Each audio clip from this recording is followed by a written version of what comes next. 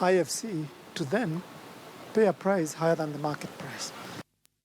Now, Kenyans could take the first train ride from Nairobi to Mombasa come the 1st of June this year as the government works round the clock to deliver on its promises. Transport and Infrastructure Cabinet Secretary James Macharia says the standard gauge railway project is on course and will be completed by early May before it is operationalized. KTN's Abby Agina was recently in Mombasa and assesses the intrigues that have really defined the multi-billion shilling SGR project, from reports of poor workmanship to the government importing second-hand locomotives and passenger coaches. Kenya's future could be looking up as the government completes one of East Africa's largest infrastructure projects, the standard gauge railway line. The project, which is 85% complete, is expected to be finished by mid this year. It will be very favorable to the business people, moving both imports and exports. Built at a tune of 327 billion shillings, courtesy of a joint venture between the Chinese and Kenyan governments, the SGR is billed as a game changer for the region, as it is envisioned to link at least 4 countries. We estimate that we shall be able to take off of our roads about 40% of all the cargo which is going by roads. Yes, with the capacity expansion, definitely our users, the port users, should expect to see more cargo fluidity. And with the coming of the SGR, it makes it even better because there's no dwell time. The mega project will hand importers a sigh of relief, as it will cut travel costs by nearly 40%. These dividends are almost immediate.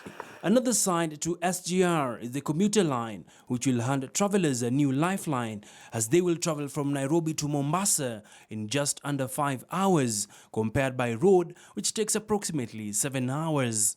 It will be a ceremonial ride, but there will be many Kenyans riding. The day after, you can pay to get to Nairobi or vice versa. And there will be 2 trains, one from Nairobi and one from Mombasa. The commuter line will be able to handle at least 1,500 passengers and will have 9 stopover stations across the corridor, and passengers will be able to track the train via an integrated system, thus easing planning. The main terminus station in Mombasa is fast approaching completion and is expected to serve as the nerve center for cargo as well as passengers. With the standard gauge railway project nearing its tail end, many Kenyans will be waiting with bated breath to take a ride in the inaugural ride from Mombasa to Nairobi, expected to be flagged off by the president. Despite the hype around the SGR, questions have arisen over the procured locomotives and whether Kenya got the best deal out of the project. The SGR, which is designed to be powered on diesel fuel, is considered by observers a costly affair.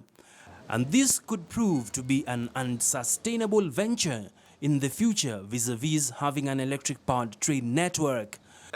Our railway is what we call Class 1. Ethiopia, as a matter of fact, is Class 2. By Class 1, what it means is that you can, for example, have 2 containers stacked onto each other. So we can carry more load compared to the one they have in Ethiopia. I think we're the best, save for maybe Morocco and South Africa, which have got some good railway stations. But even then, this to me still stands better than those.